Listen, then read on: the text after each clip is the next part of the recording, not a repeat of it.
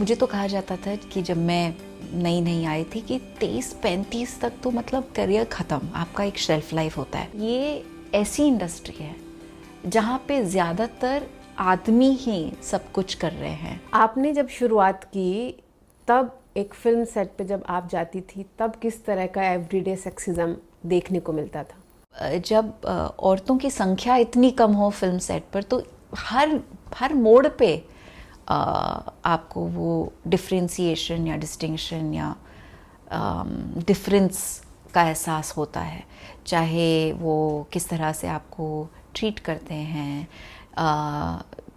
Vanity van या जो कहते हैं ना, जो हमको तैयार होने की जो जगह होती है, वो जो वैन्स होते हैं उसका साइज़ डिफरेंस, या ये जब हम मतलब गाने शूट करने चले जाते थे इंटीरियर्स में यहाँ वहाँ, तो एक बेसिक टॉयलेट का एब्सेंस, जहाँ पे मतलब हमको बाथरूम यूज़ करना हो तो कुछ नहीं होता था।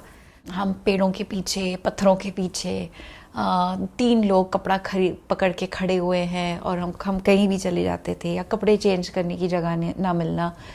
Basically access to privacy, access to basic hygiene, but even just simple things, जैसे कि अगर हमारे मेल काउंटर पार्ट्स लेट आते थे तो कभी भी उनको कुछ नहीं सुनने को मिलता था, लेकिन अगर लड़कियों से थोड़ी भी मतलब की वजह से थोड़ी भी डिले हो जाए या हमारी वजह से हमको इमीडिएटली अनप्रोफेशनल लेबल कर दिया जाता था। तो ऐसी छोटी छोटी बातों से बहुत कुछ समझने को मिलता है।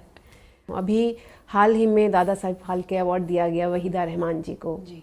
वो भी हैदराबाद से आती हैं। तो मैं गिन रही थी कि जब से ये अवार्ड मिलना शुरू हुआ है शायद 7 से 8 महिलाओं को ही ये अवार्ड मिला है, जबकि इंडियन सिनेमा की हिस्ट्री पुरानी है। आप कैसे देखती हैं इसको? यही तो ट्रेजेडी है, और इतने कम औरतों को दादा साहब फाल्के अवार्ड मिला है। उसके अलावा कितना समय लग गया वहीदा जी को ये अवार्ड देने में।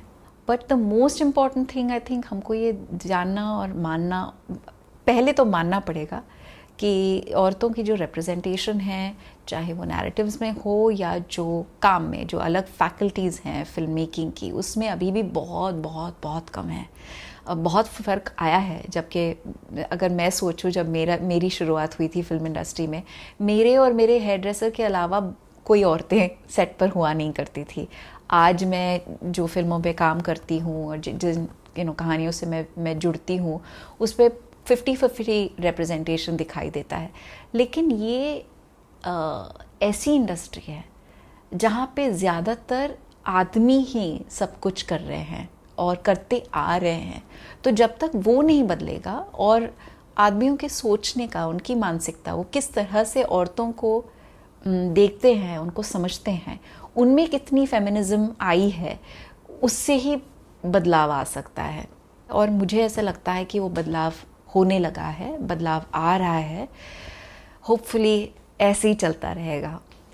एक फीमेल एक्टर को एक अरसे के बाद मेन रोल मिलना बंद हो जाते थे, कम से कम कुछ साल पहले तक तो ऐसा ही था, जबकि मेल एक्टर 50-60 उसके आगे तक भी मेन रोल्स करते रहते हैं। इसको आप कैसे देखती हैं? मुझे तो कहा जाता था कि जब मैं नई नई आई थी कि 23-35 तक तो मतलब करियर ख़त्म, आपका एक शेल्फ लाइफ होता है। उसके बाद तो आप सिर्फ माँओं का किरदार करेंगे। तो अरे पर माँ के किरदार में क्या कमी है?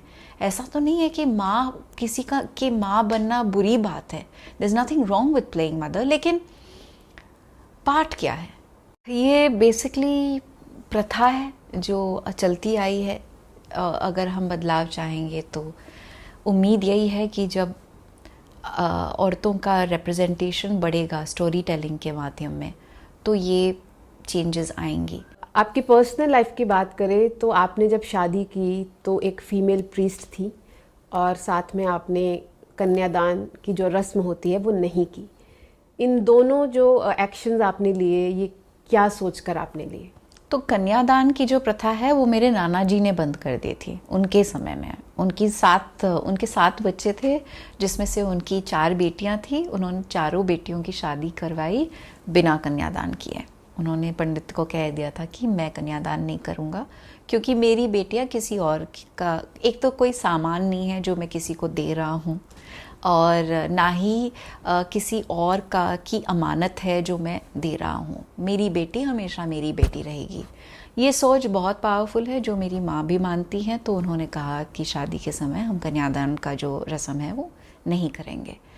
पंडितायन हमारे शादी के लिए हमने इसलिए चूज़ किया क्योंकि जब मैंने एक अपने दोस्त की शादी अटेंड की थी और यही पंडितायन थी, उन्होंने जिस सादगी से, खूबसूरती से और जिस तरह का स्पिरिचुअल डेप्थ सेरेमनी में वो लेकर आई, वो मुझे चाहिए था। मुझे ऐसा लगा कि ये कोई और नहीं कर सकता, उन्हीं को करना है। और फिर वो इतना बड़ा एक डिस्कोर्स हो गया, एक माध्यम बन गया इस चर्चा का कि ऐसा क्यों है कि कुछ ऐसे चीज़ें हैं जो औरतों को मतलब हिस्टोरिकली कभी करने नहीं दिया गया। And it's just so wonderful to see more women playing an active role in owning those jobs, including being a pandit. As an actor आपको सब लंबे टाइम से जानते रहे हैं और अब क्लाइमेट में आपने बहुत सारा काम किया है, तो ये जहन में कब आया और क्यों आया कि मुझे क्लाइमेट चेंज को लेकर काम करना है?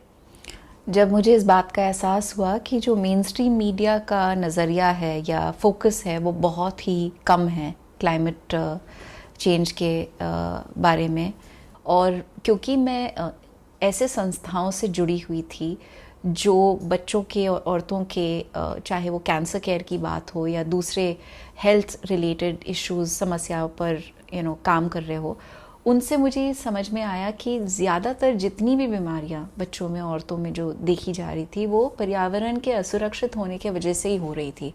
सो आई फील, मुझे ऐसे लगता है कि मैं एक ऐसे मुहिम का हिस्सा बन गई कि हम कैसे और किस तरह क्लाइमेट, वाइल्ड लाइफ कंजर्वेशन और एनवायरनमेंट प्रोटेक्शन को मेन स्ट्रीम मीडिया का डिस्कोर्स बना पाए और ज़्यादा से ज़्यादा लोगों तक इस बात की जानकारी लेकर जाएं, उनके पास लेकर जाएं।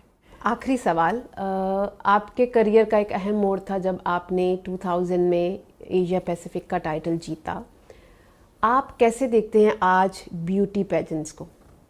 वो तब भी मेरे लिए वही था जो आज भी मेरे लिए है। मैंने कभी भी अपने आप को कमोडिफाई, ऑब्जेक्टिफाई होने नहीं दिया। तो मैं वही कहती हूँ कि अगर आपको लगता है कि ये आपको ऑब्जेक्टिफाई कर रहा है तो आपको बिल्कुल नहीं करना चाहिए। जैसे कि मुझे याद है जब मैंने कॉन्टेस्ट में हिस्सा लिया था, मैं बहुत अनकंफर्टेबल थी 2 पीस स्विमवेयर पहनने में, तो मैंने 1 पीस पहना इंटरनेशनल पैजेंट पे। मेरे साल के पहले या उसके बाद भी किसी ने नहीं किया। तो वो इंडिविजुअल चॉइस पर भी निर्भर करता है। कोई आपको कुछ ऐसा करने के लिए फोर्स नहीं कर सकता जिससे आप अनकंफर्टेबल फील करते हो।